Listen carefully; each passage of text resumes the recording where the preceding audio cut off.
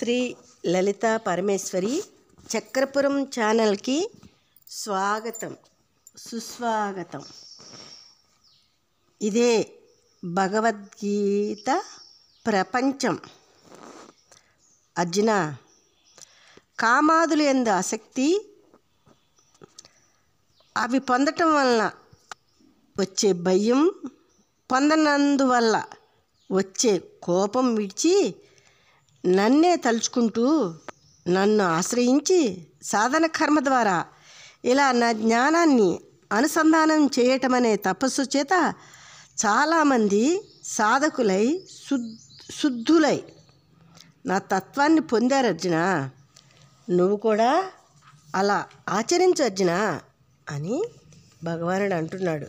ఇంకా ఏ యథా మాం ప్రపద్యంతే తాం తథా ఏవ భజామి అహం మమ వర్తమ అనువర్తంతే మనుష్యా పార్థ సర్వసః.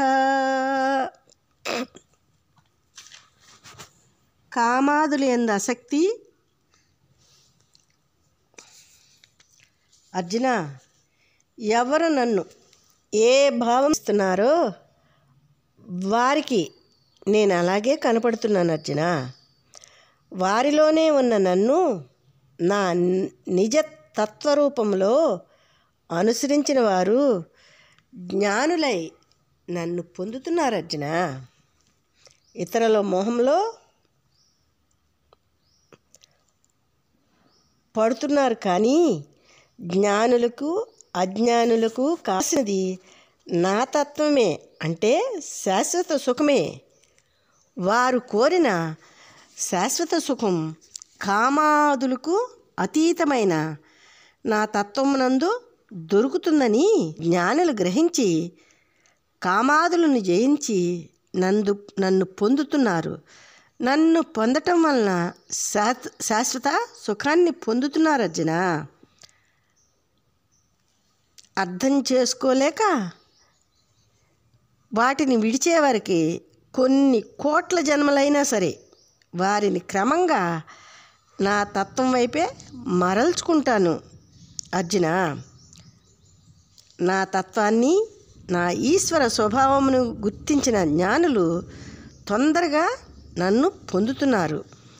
ఇతరులు కోటాను కోట్ల జన్మలు అలాగే నా చేత శాసింపబడి తరువాత తెలుసుకుంటున్నారు. అర్జున, జ్ఞానులు తెలిసి చేసినా అజ్ఞానులు తెలియక తిరిగినా అందరూ సర్వ విధములా నా తత్వాన్నే అనుసరిస్తున్నారు. అర్జున అంటున్నాడు భగవానుడు.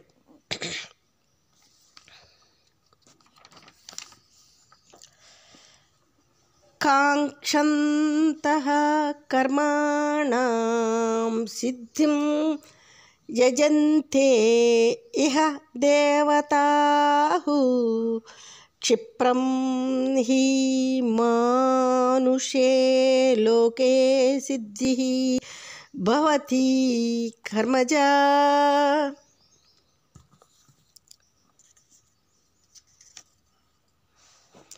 సాధన కర్మ కంటే ఇతరములైన గుణకర్మల యొక్క సిద్ధిని కోరుతూ ఈ లోకంలో దేవతలను కామములను ఆరాధిస్తున్నారు. ఇలాంటి కర్మల వలన కలిగే సిద్ధి సంసారం, అజ్ఞానం లోకంలోనే నిశ్చయముగా వెంటనే కలుగుతుంది. అర్జున అని